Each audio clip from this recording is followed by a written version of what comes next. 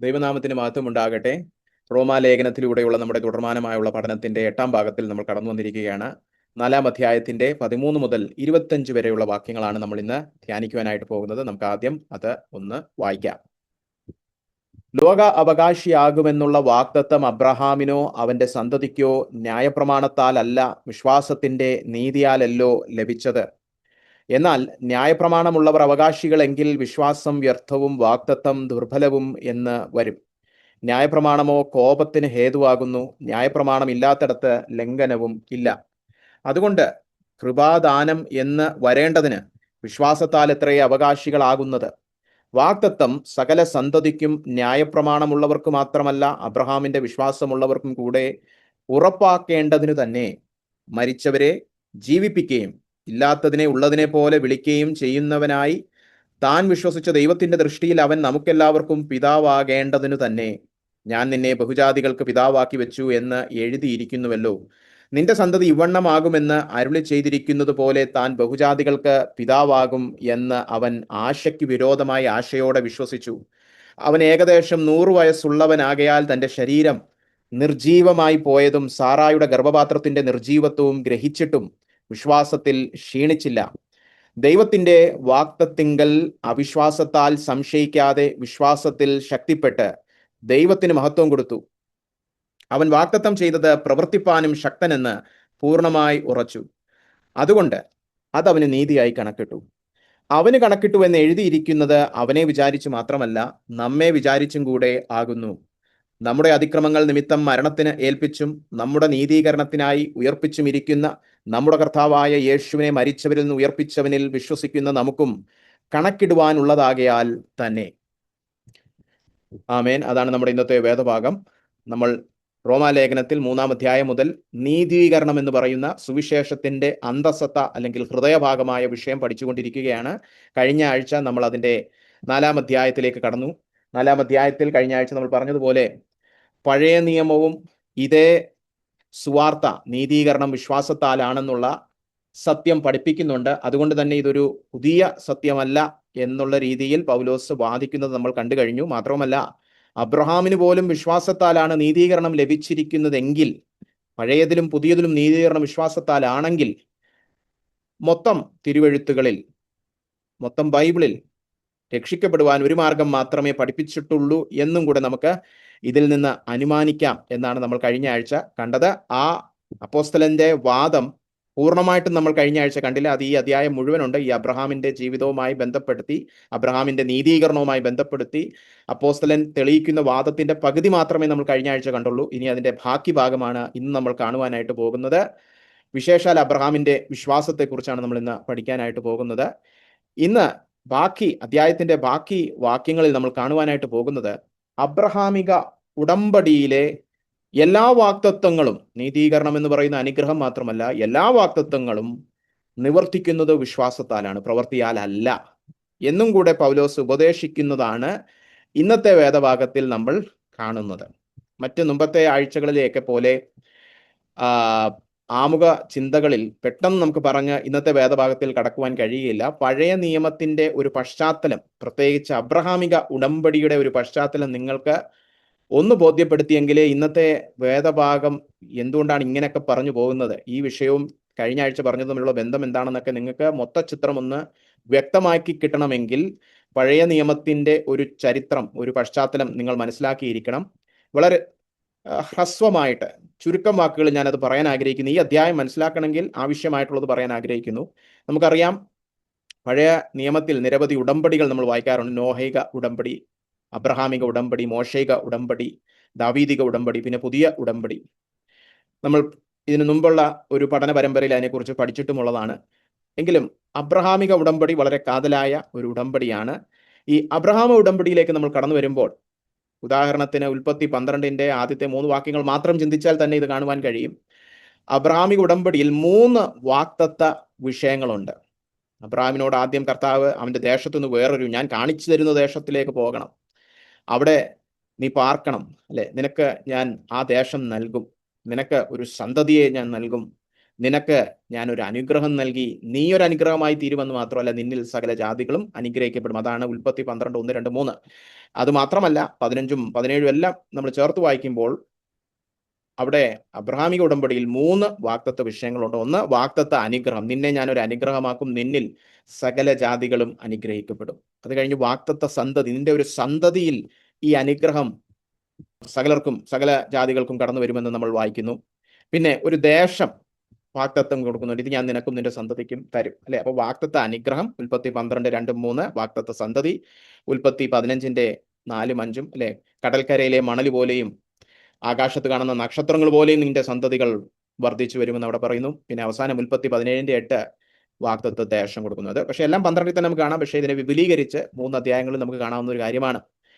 ഈ 3 വാഗ്ദത്ത വിഷയങ്ങൾ നമ്മൾ മനസ്സിലാക്കുകയാണെങ്കിൽ പഴയ നിയമത്തിന്റെ മൊത്തം ചരിത്രം നമുക്ക് മനസ്സിലാകും. കാരണം പിന്നെ മുന്നോട്ട് പോകുന്ന പഴയ നിയമത്തിന്റെ എല്ലാ ഉടമ്പടികളും ഈ 3 വാഗ്ദത്ത വിഷയങ്ങളെ ചുറ്റിപ്പറ്റിയാണ് രചിച്ചിരിക്കുന്നത്. ഉദാഹരണത്തിന് മോശൈക ഉടമ്പടിയില് ഈ വാഗ്ദത്ത ദേശം എപ്പോഴൊക്കെ ഈ ഇസ്രായേൽ മക്കൾക്ക് കൈവശമാക്കി വെക്കാം എന്നുള്ളതിനെ കുറിച്ചുള്ള ഒരു നീതിയുടെ ഒരു ഉപദേശം കൊടുക്കുന്നുണ്ട്. നിങ്ങൾ ഇങ്ങനെയൊക്കെ നടക്കുകയാണെങ്കിൽ ഈ ദേശത്ത് കാണും, ഇല്ല നിങ്ങൾ എനിക്ക് വിരോധമായി പോകണം, ഞാൻ നിങ്ങളെ ചിതറിച്ച് കളയും.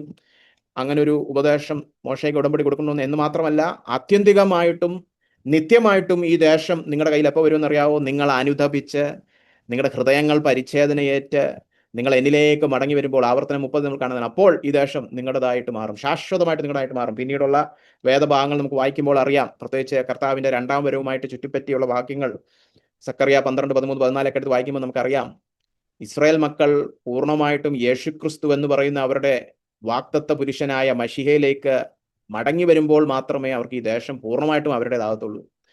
അന്ന് വരെ യുദ്ധവും കലഹവും ഒക്കെ കാണും, അല്ലെ? നമ്മൾ തന്നെ ഇപ്പോൾ പേപ്പറിൽ വായിക്കുന്ന എല്ലാം കാണും. അപ്പോൾ മോശൈക ഉടമ്പടിയുടെ ഒരു ഭാഗത്താണ് വാഗ്ദത്ത ദേശത്തെക്കുറിച്ചുള്ള ഒരു വിവരണം അല്ലെങ്കിൽ വിപുലീകരണം നമ്മൾ വായിക്കുന്നത്. പിന്നീട് കടന്നു വരുന്ന ദാവീദിക ഉടമ്പടി അബ്രഹാമിന്റെ സന്തതിയായ ദാവീദിന്റെ സന്തതിയായ മശിഹയെക്കുറിച്ച്, ക്രിസ്തുവിനെ കുറിച്ചാണ്. ഈ സന്തതിയിലൂടെയാണ് ലോകമെമ്പാടും ദൈവത്തിന്റെ അനുഗ്രഹം കടന്നു വരാൻ പോകുന്നത്. അത് സാധാരണ ഒരു സന്തതിയല്ല, അതൊരു രാജാവായിരിക്കും. ആ രാജാവ് അക്ഷരാർത്ഥത്തിൽ ദൈവരാജ്യം ഈ ഭൂമിയിൽ കൊണ്ടുവരും, അല്ലെ? അത് നമുക്കറിയാം, യേശു ക്രിസ്തുവിനെ കുറിച്ചാണ്. അപ്പൊ ദാവീദ് ഉടമ്പടിയിൽ വാഗ്ദത്ത സന്തതിയെ കുറിച്ചുള്ള വിപുലീകരണം. പിന്നെ 3ാമത് വാഗ്ദത്ത അനുഗ്രഹം. എന്താണ് ഈ അനുഗ്രഹം? എന്താണ് ഈ അബ്രഹാമിന്റെ അനുഗ്രഹം, അല്ലെ? അത് നമ്മൾ വളരെ പെട്ടെന്ന് തന്നെ കാണുന്നുണ്ട്. എന്തായാലും ഈ അനുഗ്രഹത്തെക്കുറിച്ചുള്ള കൂടുതൽ വിപുലീകരണം അടുത്തൊരു ഉടമ്പടിയിലാണ്, പുതിയ ഉടമ്പടി. അപ്പോൾ മോശൈക ഉടമ്പടിയാകട്ടെ, ദാവീദിക ഉടമ്പടിയാകട്ടെ, പുതിയ ഉടമ്പടിയാകട്ടെ, ഇതെല്ലാം ഏതെങ്കിലുമൊക്കെ രീതിയിൽ അബ്രഹാമിക ഉടമ്പടിയിൽ പറഞ്ഞിരിക്കുന്ന വാഗ്ദത്ത വിഷയങ്ങളുമായിട്ട് ചേർന്ന് പോകുന്നുണ്ട്. കാരണം അബ്രഹാമിക ഉടമ്പടിയിലാണ് വാഗ്ദത്ത ദേശം, വാഗ്ദത്ത സന്തതി, വാഗ്ദത്ത അനുഗ്രഹം എന്നീ 3 വിഷയങ്ങൾ കർത്താവ് പറഞ്ഞു തുടങ്ങുന്നത്. അപ്പോൾ ഇതിവിടെ പറയുന്നതിന്റെ കാരണം എന്താണെന്ന് വെച്ചാൽ, ഈ റോമാലേഖനം 4 നിങ്ങൾ സമയമെടുത്ത് ധ്യാനിച്ചാൽ നിങ്ങൾക്ക് പൗലോസ് ചെയ്യുന്നത് എന്താണെന്ന് മനസ്സിലാവും. പൗലോസ് ഈ അധ്യായത്തിൽ അബ്രഹാമിന്റെ നീതീകരണത്തെക്കുറിച്ചുള്ള പാഠം പഠിപ്പിക്കുന്ന ഈ അധ്യായത്തിൽ ഈ 3 വാഗ്ദത്ത വിഷയങ്ങളാണ് എടുത്ത് ചൂണ്ടിക്കാണിക്കുന്നത്. വാഗ്ദത്ത അനുഗ്രഹം, വാഗ്ദത്ത അവകാശം അല്ലെങ്കിൽ ദേശം, പിന്നെ വാഗ്ദത്ത സന്തതി. അത് നിങ്ങൾക്ക് നോക്കിയാൽ അറിയാം. ആദ്യം ഒന്നാമതായിട്ട് എന്താണ് ഈ അബ്രഹാമിക അനുഗ്രഹം? കാരണം വാഗ്ദത്ത അനുഗ്രഹം എന്ന് പറയുമ്പോൾ ഇവിടെ റോമാലേഖനത്തിൽ 4ന്റെ 1 മുതൽ 12 വരെ നീതീകരണം എന്ന അനുഗ്രഹമാണ് പഠിപ്പിച്ചിരിക്കുന്നത്. അപ്പോൾ അബ്രഹാമിക അനുഗ്രഹം, നിന്റെ സന്തതിയിൽ സകല ജാതികളും അനുഗ്രഹിക്കപ്പെടുന്നു എന്ന് പറയുന്നത് നീതീകരണമാണോ? അതെ. നമുക്ക് 2 വാക്യങ്ങൾ ഒന്ന് നോക്കാം, ശ്രദ്ധിച്ചേ. ഉൽപ്പത്തി 12:3 പറഞ്ഞിരിക്കുകയാണ്, നിന്നിൽ ഭൂമിയിലെ സകല വംശങ്ങളും അനുഗ്രഹിക്കപ്പെടും. അതാണ് വാഗ്ദത്തം, വാഗ്ദത്ത അനുഗ്രഹം. അതിന്റെ വ്യാഖ്യാനം പൗലോസ് ഗലാത്യ ലേഖനത്തിൽ നൽകുന്നു എന്ന് വായിച്ച്, ഗലാത്യർ 3:8. എന്നാൽ ദൈവം വിശ്വാസം മൂലം ജാതികളെ നീതീകരിക്കുന്നു എന്ന് തിരുവെഴുത്ത് മുൻ കണ്ടിട്ട് നിന്നിൽ സകല ജാതികളും അനുഗ്രഹിക്കപ്പെടുമെന്നുള്ള സുവിശേഷം അബ്രഹാമിനോട് മുൻപ് കൂട്ടി അറിയിച്ചു. സകല ജാതികളും അനുഗ്രഹിക്കപ്പെടുന്ന അബ്രഹാമിക അനുഗ്രഹം എന്താണ്? വിശ്വാസത്താൽ ലഭിക്കുന്ന നീതീകരണം. ഒരു കാലം വരും, അന്ന് ലോകമെമ്പാടും എല്ലാവരും അബ്രഹാമിന്റെ പുത്രനായ യേശുക്രിസ്തുവിൽ വിശ്വസിച്ച് നീതീകരണം പ്രാപിക്കുമെന്ന് ദൈവം മുൻപുകൂട്ടി കണ്ടതുകൊണ്ട് അബ്രഹാമിനോട് ഈ സുവിശേഷം അറിയിച്ചതാണ്, നിന്നിൽ സകല ജാതികളും അനുഗ്രഹിക്കപ്പെടുന്നത്. അപ്പൊ എന്താ അനുഗ്രഹം? എന്താണ് അബ്രഹാമിന്റെ അനുഗ്രഹം? ഇന്ന് പലരും കൺവെൻഷൻ സ്റ്റേജിലൊക്കെ നിന്ന് കൂവി വിളിച്ച് പ്രസംഗിക്കും, എന്തോ അബ്രഹാമിക അനുഗ്രഹം, 10 സെന്റ് ഭൂമി കിട്ടുന്നതല്ല, അങ്ങനെയൊക്കെയാ പലരുടെയും പ്രസംഗം. എന്താണ്? നീതീകരണം. അപ്പോ അബ്രഹാമിക അനുഗ്രഹം നീതീകരണമാണെന്ന് മനസ്സിൽ വെച്ചിട്ട് റോമാലേഖനം 4 നോക്കി 4:1 മുതൽ 12 വരെ അബ്രഹാമിന്റെ വാക്തത്വ അനുഗ്രഹമായ നീതീകരണത്തെക്കുറിച്ചാണ്. 4:13 മുതൽ 16 വരെ വാക്തത്വ ദേശം അല്ലെങ്കിൽ അവകാശത്തെക്കുറിച്ചാണ്, അല്ലെ? 3 17 മുതൽ 22 വരെ വാക്തത്വ സന്തതിയെക്കുറിച്ചാണ്. ഇസഹാക്ക് ജനിക്കുന്നതിനെ കുറിച്ചൊക്കെ അവിടെ പറഞ്ഞിരിക്കുകയാണ്, അല്ലെ? അപ്പോ അബ്രഹാമിക ഉടമ്പടിയുടെ പ്രസക്തമായ 3 വാക്തത്വ വിഷയങ്ങൾ തന്നെയാണ് റോമാലേഖനത്തിന്റെ 4 അധ്യായത്തിന്റെയും ഘടന. അത് മനസ്സിലാക്കിയാലേ നമുക്ക് ഇന്ന് കാണുന്നതും കഴിഞ്ഞ ആഴ്ച കണ്ടതും എല്ലാം കൂടെ ചേർന്ന് പോയി എന്തുവാണ് ഈ അപ്പോസ്തലന്റെ വാദത്തിന്റെ മൊത്തചിത്രം വളരെ വ്യക്തമായിട്ട് മനസ്സിലാവുകയുള്ളൂ. അപ്പോൾ പറഞ്ഞു വരുന്ന ഇത്രയേ ഉള്ളൂ. അബ്രഹാമിക ഉടമ്പടിയിലെ എല്ലാ വാക്തത്വങ്ങളും, വാക്തത്വ ദേശമാകട്ടെ, വാക്തത്വ അനുഗ്രഹം നീതീകരണമാകട്ടെ, വാക്തത്വ സന്തതിയാകട്ടെ, എല്ലാ വാക്തത്വങ്ങളും പ്രവൃത്തിയാലല്ല അബ്രഹാം പ്രാപിച്ചത്, വിശ്വാസത്താൽ എത്രേ തനിക്ക് ലഭിക്കുന്നത്. അപ്പൊ വിശ്വാസത്താലാണ് വാക്തത്വങ്ങളെല്ലാം പൂർത്തീകരിക്കപ്പെടുന്നത്. അതുകൊണ്ട് തന്നെ പ്രവൃത്തിയാലല്ല എന്നൊന്ന് തെളിയിക്കുന്നതാണ് ഇന്നത്തെ അപ്പോസ്തലന്റെ വാദം. ഇത്രയും ആമുഖ ചിന്തകൾ പറഞ്ഞ് നമുക്ക് നമ്മുടെ വേദഭാഗത്തിലേക്ക് കടക്കാം. 4:13 മുതൽ 16 വരെ അബ്രഹാമിക ഉടമ്പടിയും വിശ്വാസവും തമ്മിലുള്ള ബന്ധം അപ്പോസ്തലൻ ചൂണ്ടിക്കാണിക്കണം. പ്രത്യേകിച്ച് ഇവിടെ വാക്തത്വ അവകാശം അല്ലെങ്കിൽ വാക്തത്വ ദേശത്തെക്കുറിച്ചാണ്. 13-ാം വാക്യത്തിൽ ലോക അവകാശിയാകുമെന്നുള്ള വാക്തത്വം അബ്രഹാമിനോ അവന്റെ സന്തതിക്കോ ന്യായപ്രമാണത്താലല്ല വിശ്വാസത്തിന്റെ നീതിയാലല്ലോ ലഭിച്ചത്, അല്ലെ? അപ്പൊ ഇത് മനസ്സിലാക്കണമെങ്കിൽ എന്താണ് ഈ ലോക അവകാശി? അബ്രഹാം ലോകാവകാശിയാകുമെന്നൊക്കെ പഴയ നിയമത്തിൽ എവിടെയെങ്കിലും പറഞ്ഞിട്ടുണ്ടോ? അത് മനസ്സിലാക്കണമെങ്കിൽ പഴയ നിയമം മൊത്തത്തിൽ അതിന്റെ ഉദ്ദേശം മനസ്സിലാക്കിയാലേ നമുക്ക് അത് മനസ്സിലാവുകയുള്ളൂ. പഴയ നിയമത്തിൽ തന്നെ പറഞ്ഞിട്ടുണ്ട്, അബ്രഹാമെ നിന്റെ ഒരു സന്തതിയിൽ സകല ജാതികളും എല്ലാ ദേശങ്ങളും എല്ലാ രാജ്യങ്ങളും അനുഗ്രഹിക്കപ്പെടും. ലോകമെമ്പാടും വ്യാപരിക്കുന്ന ഒരു അനുഗ്രഹം. പിന്നീട് നമുക്കറിയാം അത് ദാവീദ് പുത്രനായ മെഷിഹായിലൂടെയാണ് അത് സംഭവിക്കുന്നത്. കർത്താവ് രണ്ടാമത് മടങ്ങി വരുമ്പോൾ കർത്താവ് ഇവിടെ അക്ഷരാർത്ഥത്തിൽ ഒരു ദൈവരാജ്യം സ്ഥാപിക്കും.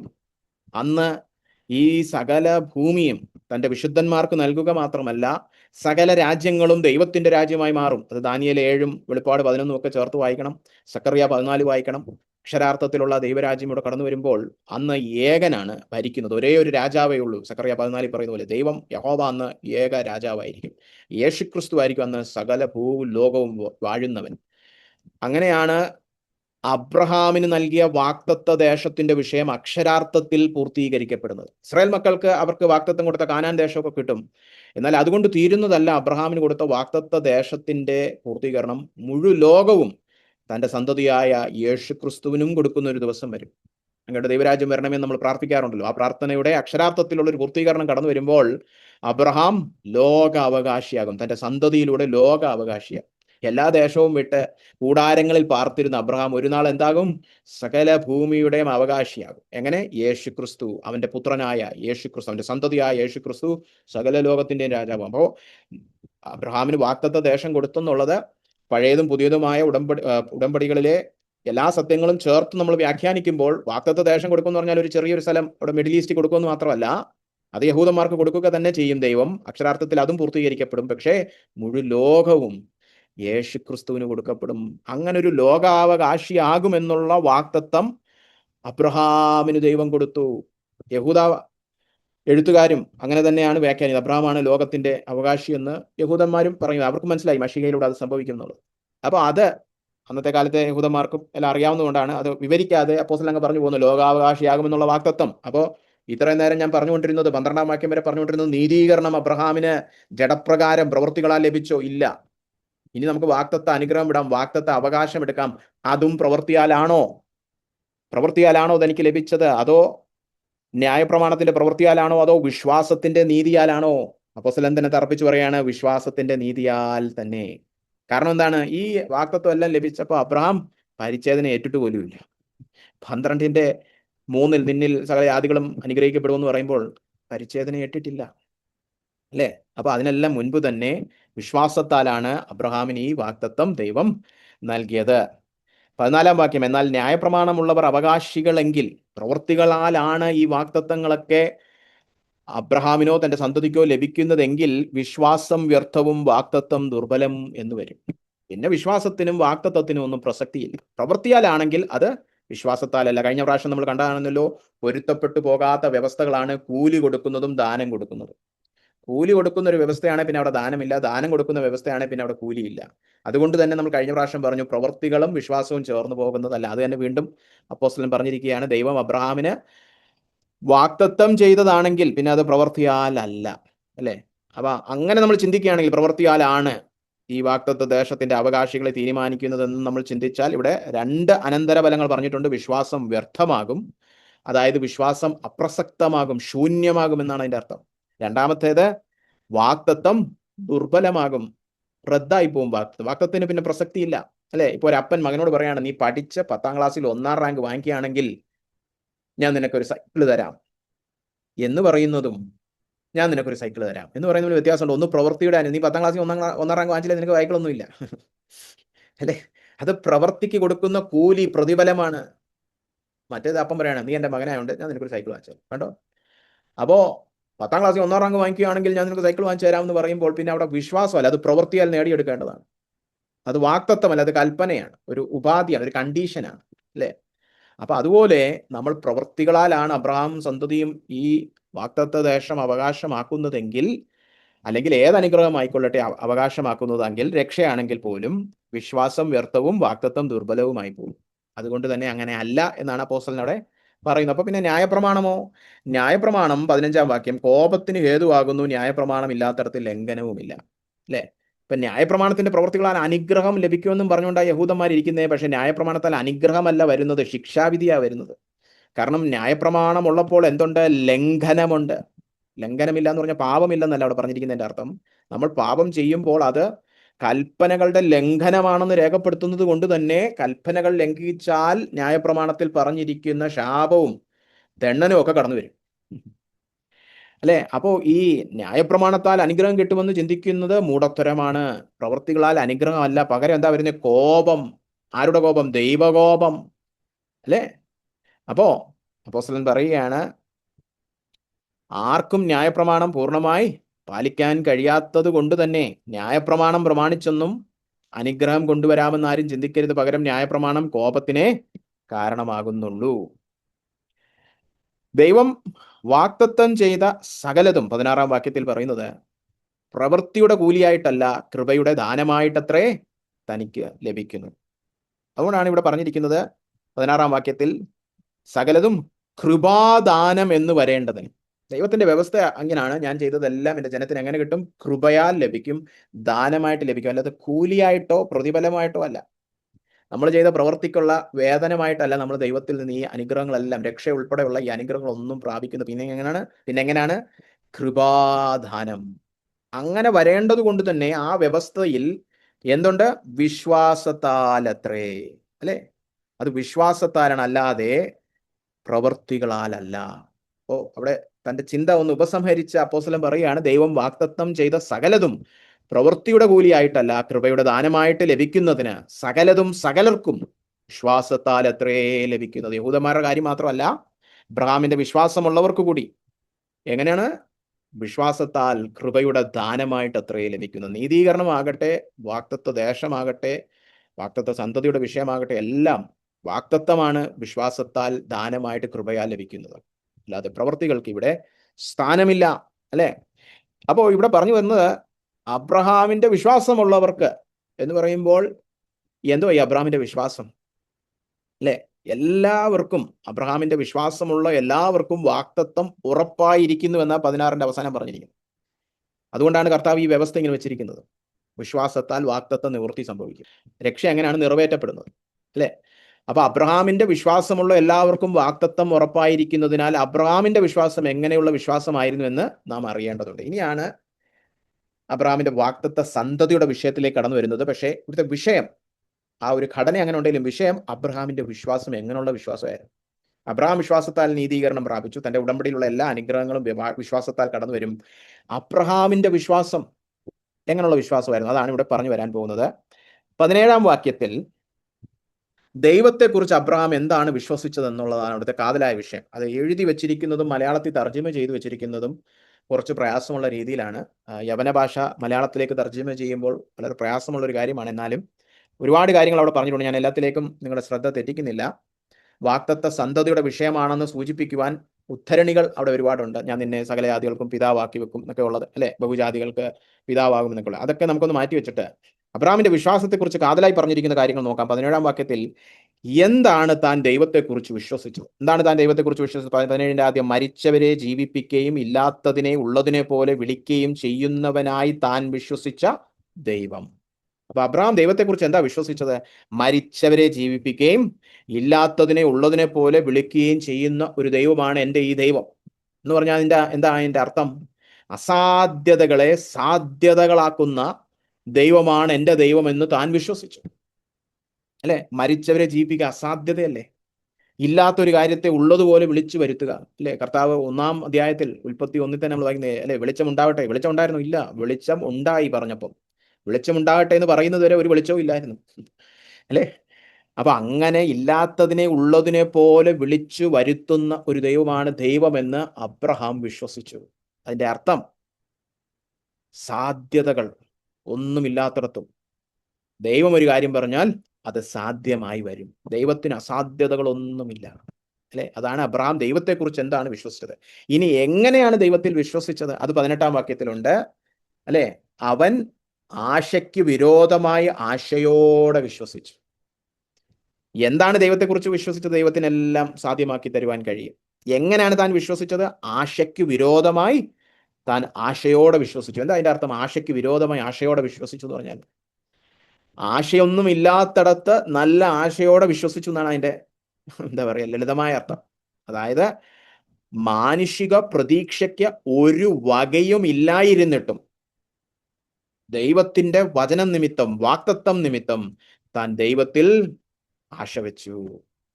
ആശയ്ക്ക് വിരോധമായി എന്ന് പറഞ്ഞാൽ മാനുഷികമായ ആശകളൊന്നുമില്ലാത്തടത്ത്, മാനുഷിക നിരാശയുള്ളിടത്ത് ആശയോടെ വിശ്വസിച്ചു എന്ന് പറഞ്ഞാൽ ദൈവവചനം നിമിത്തം, വാക്തത്വം നിമിത്തമുള്ള ആശയോടെ, പ്രത്യാശയോടെ താൻ വിശ്വസിച്ചു. ആശയ്ക്ക് വിരോധമായി താൻ ആശയോടെ വിശ്വസിച്ചു, അല്ലെ? ഒരു പ്രതീക്ഷയ്ക്കും വകയില്ലാത്തടത്ത് ദൈവം വാക്തത്വം ദൈവം പറഞ്ഞതുകൊണ്ട് താൻ അവിടെ ദൈവത്തിൽ ആശിച്ചു, അല്ലെ? ഇനി അത് തത്വമായിട്ട് പറഞ്ഞിട്ട് ഇനി ചരിത്രപരമായ സാഹചര്യത്തിലേക്ക്, ഇത് എപ്പോഴാ അബ്രഹാം ഇങ്ങനെ ആശയ്ക്ക് വിരോധമായൊക്കെ ആശിച്ചത്? അത് തന്റെ സന്തതിയുടെ വിഷയത്തിലാണ്. തനിക്ക് വാക്തത്വം ലഭിച്ചിട്ട് സന്തതിയൊന്നും ഉണ്ടാവുന്നില്ല, നമുക്കറിയാം, അല്ലെ? അപ്പോ ഇവിടെ പറഞ്ഞിരിക്കുകയാണ് അടുത്ത വാക്യത്തിൽ, ഏകദേശം 100 വയസ്സുള്ളവനാകയാൽ തന്റെ ശരീരം നിർജീവമായി പോയി. 100 വയസ്സായി. സാറായും ഏതാണ്ട് അതിനടുത്തോടൊക്കെ എത്തി. തന്റെ ഗർഭപാത്രവും നിർജീവമായി. പുത്രോൽപാദനം അസാധ്യമായിരിക്കുകയാണ്. മരിച്ചവരെ പോലെ അവർ മൃഗപ്രായരായിരിക്കുകയാണ്. അതുകൊണ്ടാണ് മരിച്ചവരെ ഉയർപ്പിക്കുകയും ഇല്ലാത്തതിനെ ഉള്ളതുപോലെ വിളിച്ചു വരുത്തുന്ന ദൈവത്തിൽ മാനുഷിക ആശകൾക്കൊന്നും ഒരു വകയും ഇല്ലാത്തടത്ത് ദൈവത്തിന്റെ വാക്തത്വം നിമിത്തം താൻ ആശിച്ചു എന്നവിടെ പറഞ്ഞിരിക്കുന്നത്. ഈ സാഹചര്യത്തിലാണ് അബ്രഹാം ഇങ്ങനെ വിശ്വാസം കാഴ്ചവെച്ചത്, അല്ലെ? അപ്പോ അബ്രഹാമിനും സാറയ്ക്കും പ്രായാധിക്യം കാരണം പുത്രോൽപാദനം അസാധ്യമായിരുന്നു. എന്നിട്ട് അവിടെ പറഞ്ഞിരിക്കുകയാണ് 19-ാം വാക്യത്തിന്റെ അവസാനം, ഈ നിർജീവത്വവും ഒക്കെ അവൻ ഗ്രഹിച്ചിട്ടും വിശ്വാസത്തിൽ ക്ഷീണിച്ചില്ല. ഇതൊന്നും താൻ കണ്ടില്ലെന്നും പറഞ്ഞ് കണ്ണടച്ചു കളയല്ല. ചിലരുണ്ട് അങ്ങനെ, വിശ്വാസം എന്ന് പറഞ്ഞിട്ട് യാഥാർത്ഥ്യ ബോധമില്ലാതായി പോകും. പരീക്ഷയ്ക്കൊന്നും പഠിക്കുന്നില്ല, അപ്പൊ ഞാൻ തോറ്റു പോകുന്നുള്ള ആ യാഥാർത്ഥ്യം നോക്കണം ഒന്ന് നടത്തിക്കൊള്ളും ദൈവം. ലോട്ടറി ടിക്കറ്റ് പോലെ. അങ്ങനെ ഭാഗ്യപരീക്ഷണത്തിനല്ല അബ്രഹാം മുതിർന്നത്.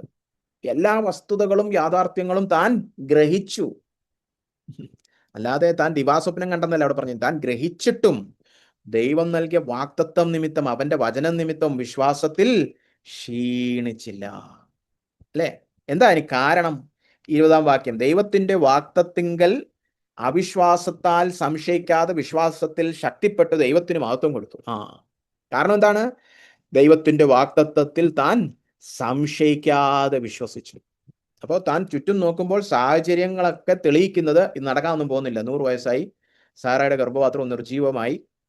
തൻ്റെ മനസ്സിലേക്ക് കടന്നു വരുന്ന ചിന്തകളും സാഹചര്യങ്ങളും വസ്തുതകളും യാഥാർത്ഥ്യവും എല്ലാം താൻ ഗ്രഹിച്ചെങ്കിലും താൻ അതുനിമിത്തം, അതൊക്കെ ശരി തന്നെ, അതൊന്നും തെറ്റൊന്നും പറയുന്നില്ല, പക്ഷേ അതുനിമിത്തം ദൈവം പറഞ്ഞ വാക്തത്വത്തെ സംശയിച്ചില്ല, അല്ലെ? ഗ്രഹിച്ചിട്ടും താൻ ക്ഷീണിച്ചില്ല എന്ന് പറഞ്ഞാൽ ഇതൊക്കെ ഗ്രഹിച്ചിട്ടും തൻ്റെ ആശയ്ക്ക് ഭംഗം വന്നില്ല. കാരണം വാക്തത്വത്തിൽ താൻ സംശയിക്കുന്നില്ല, പകരം എന്ത് ചെയ്തു? അതിൽ ഉറച്ച് താൻ വിശ്വാസത്താൽ ശക്തിപ്പെട്ടു. ഇതൊക്കെ ശരി തന്നെ, എന്നാലും എൻ്റെ ദൈവത്തിന് മരിച്ചവരെ ഉയർപ്പിക്കുവാൻ കഴിയും, ഇല്ലാത്തതിനെ ഉള്ളതുപോലെ വിളിച്ചു വരുത്താൻ കഴിയും. അതുകൊണ്ട് ഇതിന്റെ പേരിൽ ആശ കളയുന്നില്ല, ഞാൻ ക്ഷീണിക്കുന്നില്ല, ഞാൻ ശക്തിപ്പെടുന്നു, അല്ലെ? അങ്ങനെ അവൻ ദൈവത്തിൽ ആശ്രയിച്ചപ്പോൾ അവന്റെ ജീവിതത്തിൽ ദൈവം മഹത്വീകരിക്കപ്പെട്ടു. ദൈവത്തിന്റെ മഹത്വം അവൻ തന്റെ വിശ്വാസത്തിലൂടെ വിളിച്ചു പറയണം. എൻ്റെ ദൈവം ഈ സാഹചര്യത്തിലും പ്രവർത്തിക്കുവാൻ ശക്തൻ എന്ന് പറയുമ്പോൾ നമ്മൾ ദൈവത്തെ പ്രകീർത്തിക്കുകയാണ്, ദൈവത്തെ ഉയർത്തുകയാണ്. അങ്ങനെ ദൈവത്തിന് മഹത്വം കൊടുത്തു തൻ്റെ ആ വിശ്വാസത്തിലൂടെ, അല്ലെ? സാഹചര്യങ്ങളുടെ ഒന്നും മുൻപിൽ താൻ വിട്ടുകളഞ്ഞ് പിന്മാറിയില്ല.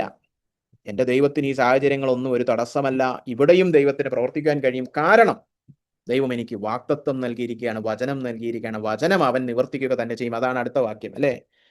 ദൈവം അവൻ വാഗ്ദത്തം ചെയ്തത് പ്രവർത്തിപ്പാനും ശക്തനെന്ന് പൂർണ്ണമായി ഉറച്ചു. ദൈവം ഒരു കാര്യം വാഗ്ദത്തം ചെയ്താൽ ചുമ്മാ പറഞ്ഞേച്ചു പോകുന്നവനല്ല, വെറും ഒരു വാക്കല്ല, അത് പേരിനൊരു വാക്കല്ല, പറഞ്ഞേച്ച് പറ്റിക്കുന്നവനല്ല. എന്താണ്? വാഗ്ദത്തം ചെയ്തത് പ്രവർത്തിപ്പാനും നിവർത്തിപ്പാനും ദൈവം ശക്തൻ തന്നെ, അല്ലെ? എന്ന് താൻ പൂർണ്ണമായി ഉറച്ചു. ദൈവം ഒരു കാര്യം പറഞ്ഞാൽ അവൻ ചെയ്തിരിക്കും എന്ന് പൂർണ്ണമായിട്ട് അബ്രഹാം ഉറച്ചു. അബ്രഹാം മാത്രമല്ല, സാറായുടെ വിശ്വാസവും ഇവിടെ നമുക്ക് ചിന്തിക്കാവുന്നതേ ഉള്ളൂ, അല്ലെ? ഈ വാക്യം, അതായത് അബ്രഹാമിന്റെ വിശ്വാസത്തെക്കുറിച്ച് റോമർ 4:21 പറഞ്ഞിരിക്കുന്നതിനോട് ചേർത്ത് നമുക്ക് എബ്രായ ലേഖനം 11:11 സാറായുടെ വിശ്വാസവും ചേർത്ത് വായിക്കാം. അവിടെ പറഞ്ഞിരിക്കുന്നത്, എബ്രായർ 11:11 പറഞ്ഞിരിക്കുന്നത്, വിശ്വാസത്താൽ സാറായും വാഗ്ദത്തം ചെയ്തവനെ വിശ്വസ്തനെന്ന് എണ്ണുകയാൽ പ്രായം കഴിഞ്ഞിട്ടും പുത്രോത്പാദനത്തിന് ശക്തി പ്രാപിച്ചു. സാറ എന്താ എണ്ണിയത്? വാഗ്ദത്തം ചെയ്തവൻ വിശ്വസ്തൻ. ഇവിടെ റോമർ 4:21 അബ്രഹാം പറയാണ്, വാഗ്ദത്തം ചെയ്തവൻ പ്രവർത്തിപ്പാൻ ശക്തൻ.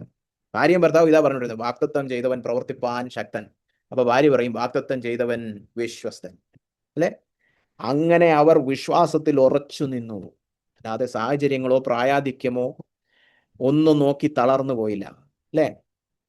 അപ്പൊ അത് കഴിഞ്ഞ് 22-ാം വാക്യത്തിലേക്ക് നമ്മൾ കടന്നു വരുന്നതിന് മുമ്പ് ഈ 17 മുതൽ 21 വരെ എന്താണ് അബ്രഹാമിന്റെ വിശ്വാസം? 5 കാര്യങ്ങൾ പറഞ്ഞിട്ടുണ്ട്. ഒന്നുകൂടെ നമുക്കൊന്ന് ചിന്തിക്കാം. എങ്ങനെയുള്ള വിശ്വാസമായിരുന്നു അബ്രഹാമിന്റെ വിശ്വാസം? അവൻ ദൈവത്തിൽ വിശ്വസിച്ചു. വേറെ ആരെങ്കിലും വിശ്വസിച്ചു എന്നല്ല, ദൈവത്തിൽ തന്നെ വിശ്വസിച്ചു. എന്ന് മാത്രമല്ല, ദൈവത്തിൽ മാത്രം വിശ്വസിച്ചു അല്ല, ദൈവം പ്ലസ് വേറെ ആളുകൾ, പിന്നെ എൻ്റെ പ്രവൃത്തി, ദൈവത്തിൽ മാത്രം വിശ്വസിച്ചു എന്ന് വരെ നമുക്ക് പറയാം, അല്ലെ? ദൈവ കേന്ദ്രീകൃതമായ വിശ്വാസം, ദൈവത്തിൽ മാത്രമുള്ള വിശ്വാസം. അവന്റെ വിശ്വാസം പൂർണ്ണമായിട്ടും ദൈവത്തിലായിരുന്നു. അത് കഴിഞ്ഞ് പറഞ്ഞു, പ്രതീക്ഷയ്ക്ക് വിരുദ്ധമായി അവൻ പ്രത്യാശയോടെ വിശ്വസിച്ചു. ഒരു പ്രതീക്ഷയ്ക്കും വകയില്ല, എല്ലാ മാനുഷിക പ്രതീക്ഷകളും അസ്തമിച്ചിട്ടും, ഇനി മാനുഷികമായിട്ട് അസാധ്യത മാത്രമേ തൻ്റെ മുൻപിൽ ഉണ്ടായിരുന്നിട്ടും ദൈവവചനത്തിന്റെ വെളിച്ചത്തിൽ, വാഗ്ദത്തത്തിന്റെ വെളിച്ചത്തിൽ അവൻ പ്രത്യാശയോടെ വിശ്വസിച്ചു. മൂന്നാമതായിട്ട്, നിരുത്സാഹജനകമായ സാഹചര്യങ്ങൾക്കിടയിലും അവൻ വിശ്വസിച്ചു. അവൻ തളർന്നു പോയില്ല, ക്ഷീണിച്ചു പോയില്ല. അവൻ നാലാമതായിട്ട് ഒരു സംശയവും കൂടാതെ വിശ്വസിച്ചു. ഈ സാഹചര്യങ്ങളുടെ സമ്മർദ്ദത്തിൽ എന്നാ പിന്നെ ഇത് നടക്കത്തില്ലായിരിക്കും എന്ന് പറഞ്ഞ അവിശ്വാസത്താൽ സംശയിച്ചില്ല, വിശ്വാസത്തിൽ തന്നെ താൻ നിലനിന്നു. അവസാനമായിട്ട്, വാഗ്ദത്തം ചെയ്തത് നിറവേറ്റുവാൻ ദൈവം ശക്തനാണെന്ന് അവൻ ഉറച്ചു വിശ്വസിച്ചു. ഇതിനൊരു പൂർത്തീകരണം ഉണ്ടാവുക തന്നെ ചെയ്യും, അല്ലെ? അപ്പൊ 5 കാര്യങ്ങൾ ചിന്തിച്ചാൽ അബ്രഹാമിന്റെ വിശ്വാസത്തിന്റെ ഗുണഗണങ്ങൾ നമുക്ക് കാണുവാനായിട്ട് കഴിയും. നല്ല ഉറപ്പ്, നല്ല ധൈര്യം, നല്ല പ്രത്യാശ. എന്താണ് മൂലകാരണം? വാഗ്ദത്തം. ദൈവം വചനത്തിലൂടെ പറഞ്ഞിട്ടുണ്ടെങ്കിൽ അത് സംഭവിക്കുക തന്നെ ചെയ്യുമെന്ന് ദൈവത്തിന്റെ വിശ്വസ്തത എണ്ണിക്കൊണ്ട് അവൻ ദൈവത്തിൽ ഉറച്ചു നിന്നു. അതാണ് അബ്രഹാമിന്റെ വിശ്വാസം. അങ്ങനെ അവൻ വിശ്വസിച്ചത് കൊണ്ട് 22 പറഞ്ഞിരിക്കുകയാണ്, അതുകൊണ്ട് അതവന് നീതിയായി കണക്കിട്ടു. ഉദ്ധരണിയാണ്. കഴിഞ്ഞ പ്രാവശ്യം നമ്മൾ കണ്ടതുപോലെ ഉൽപ്പത്തി 15:6 അതുകൊണ്ട് ഉദ്ധരണി, അതവന് നീതിയായി കണക്കിട്ടു. വിശ്വസിച്ചപ്പോൾ അവന് നീതീകരണം ലഭിച്ചു. എങ്ങനെയുള്ള വിശ്വാസമാണ് നീതീകരണം പ്രാപിക്കുന്നത്? ഈ പറഞ്ഞ വിശ്വാസം, ദൈവത്തിൽ അടിയുറച്ചുള്ള വിശ്വാസം, വചനത്തെ തള്ളിക്കളയാതെ, ഏത് സാഹചര്യത്തിലും തള്ളിക്കളയാതെ വചനത്തിൽ തന്നെ വേരൂന്നി എൻ്റെ ദൈവം പ്രവർത്തിക്കുവാൻ ശക്തനെന്ന് പറഞ്ഞ് നിലനിൽക്കുന്ന വിശ്വാസമാണ് നീതീകരിക്കുന്ന വിശ്വാസം, അല്ലെ? മുന്നോട്ട് നീങ്ങാം. 23 മുതൽ, ഇത്രയും നേരം അബ്രഹാമിനെ കുറിച്ച് പറഞ്ഞു, എല്ലാം അബ്രഹാമിന് കൊള്ളാം, അബ്രഹാമിക ഉടമ്പടി എല്ലാം, സന്തതിയാകട്ടെ, അവകാശമാകട്ടെ, നീതീകരണമാകട്ടെ, എല്ലാം വിശ്വാസത്താൽ കൊള്ളാം, നല്ല കാര്യം. പഴയ നിയമത്തിൽ നിന്ന് ഒരു പാഠം പഠിച്ചു, അബ്രഹാം വിശ്വാസത്താൽ നീതീകരിക്കപ്പെട്ടു എന്നും പറഞ്ഞ് നമുക്ക് ബൈബിൾ അടച്ചു വെക്കാൻ പറ്റുമോ? ഉൽപ്പത്തി 15:6 അബ്രഹാം വിശ്വസിച്ചു, അബ്രഹാം നീതീകരിക്കപ്പെട്ടു. നമ്മളെ കുറിച്ചൊന്നും അവിടെ പറഞ്ഞിട്ടില്ലല്ലോ എന്നും പറഞ്ഞ് പൊടിയും തട്ടി ആരെങ്കിലും പോയാൽ അപ്പോസ്തലൻ പിടിച്ചു നിർത്തിയിട്ട് അടുത്ത ചോദ്യം ചോദിക്കുകയാണ്. 23-ാം വാക്യം, അവന് കണക്കിട്ടു എന്ന് എഴുതിയിരിക്കുന്നത് അവനെ വിചാരിച്ച് മാത്രമല്ല. ഇത് എവിടെ പറഞ്ഞു തുടങ്ങിയ? 3-ാം അധ്യായത്തിന്റെ അവസാനം അപ്പോസ്തലൻ ഒരു ചോദ്യം ചോദിച്ചു. നീതീകരണം വിശ്വാസത്താലാണെങ്കിൽ നമ്മൾ പഴയ നിയമത്തെ ദുർബലമാക്കുന്നുവോ? ഒരിക്കലുമില്ല. അതിനെ നമ്മൾ ഉറപ്പിക്കത്രേ ചെയ്യുന്നത്. എന്നിട്ട് യഹൂദന്മാർക്ക് എന്തെങ്കിലും സംശയം ഉണ്ടെങ്കിൽ അബ്രഹാമിലൂടെ തെളിയിക്കാം എന്നും പറഞ്ഞ് നമ്മൾ 4-ാം അധ്യായം 1-ാം വാക്യം തുടങ്ങിയത്. ഒന്ന് ചോദിക്കട്ടെ, നമ്മുടെ പൂർവ്വപിതാവായ അബ്രഹാം ജഡപ്രകാരം എന്തെങ്കിലും പ്രാപിച്ചോ? എന്നിട്ട് പിന്നീട് അപ്പോസ്തലൻ പറയാണ് അനുഗ്രഹമായ നീതീകരണം, അവകാശമായ വാഗ്ദത്തദേശം, തന്റെ വാഗ്ദത്ത സന്തതി, ഇതെല്ലാം താൻ പ്രാപിച്ചത് ജഡപ്രകാരം പ്രവൃത്തികളാലാണോ? അല്ല, വിശ്വാസത്താൽ കൃപയുടെ ദാനമായിട്ടത്രേ താൻ പ്രാപിച്ചത് എന്നൊക്കെ പറഞ്ഞിരിക്കുന്നത് അബ്രഹാമിന് മാത്രമാണോ? അല്ല, നമുക്കും കൂടെ തന്നെ, അല്ലെ? അവന് കണക്കിട്ടു എന്ന് എഴുതിയിരിക്കുന്നത് അവനെ വിചാരിച്ചു മാത്രമല്ല, നമ്മെ വിചാരിച്ചും കൂടെ ആകുന്നു. പഴയ നിയമത്തിൽ ഇത് എഴുതി തിരുവെഴുത്തുകളാക്കി നമ്മുടെ കയ്യിൽ തന്നിരിക്കുന്നത് ഇത് നമ്മളും പാലിക്കണം. ഇത് നമുക്കും ബാധകമാണ്. അബ്രഹാമിന്റെ വിശ്വാസം മാതൃകയാക്കി വെച്ച് അബ്രഹാമിനെ പോലെ വിശ്വാസത്താൽ നീതീകരണം പ്രാപിക്കുവാൻ ദൈവം നമ്മളെല്ലാരെ കുറിച്ചും ആഗ്രഹിക്കുന്നു. അതാണ് അബ്രഹാം വിശ്വാസികളുടെ പിതാവാണെന്നൊക്കെ പറയുന്നത്. അവനെ മാതൃകയാക്കണം, അല്ലേ? അപ്പോ ജഡപ്രകാരം അബ്രഹാമിന് ഒന്നും ലഭിച്ചില്ല. എല്ലാം വിശ്വാസത്താലാണ്. നീതിയായാലും അവകാശമായാലും സന്തതി പരമ്പരയായാലും ഇങ്ങനെ സകലതും വിശ്വാസത്താൽ കണക്കിട്ടു എന്ന് എഴുതിയിരിക്കുന്നത് അബ്രഹാമിനെ മാത്രം ഉദ്ദേശിച്ചല്ല, നമ്മയും കൂടെ വിചാരിച്ചാകുന്നു. അതായത് അപ്പൊ വിശ്വാസികളുടെ പിതാവായ അബ്രഹാമിന്റെ ഈ മാതൃകയിൽ നിന്ന് നമ്മളും വിശ്വാസത്താൽ നീതീകരണം പ്രാപിക്കണം, അല്ലെ? അപ്പോ വാക്തത്വം വിശ്വസിച്ച് നീതീകരണം പ്രാപിക്കണം അബ്രഹാമിനെ പോലെ. നമ്മൾ പക്ഷെ വിശ്വസിക്കുന്ന വാക്തത്വം സുവിശേഷത്തിന്റെ പൂർണ്ണതയിൽ യേശുക്രിസ്തു കടന്നു വന്ന് തന്റെ ക്രൂശുമരണവും പുനരുത്ഥാനവും എല്ലാം കഴിഞ്ഞതിന് ശേഷമുള്ള വാക്തത്വമാണ്. അത് വചനപരമായിട്ട് അതിന്റെ പൂർണ്ണത കടന്നു വന്നിരിക്കുകയാണ്. അപ്പൊ നമ്മൾ വിശ്വസിക്കുന്ന വാക്തത്വം എന്താണ്? യേശുക്രിസ്തുവിന്റെ സുവിശേഷം.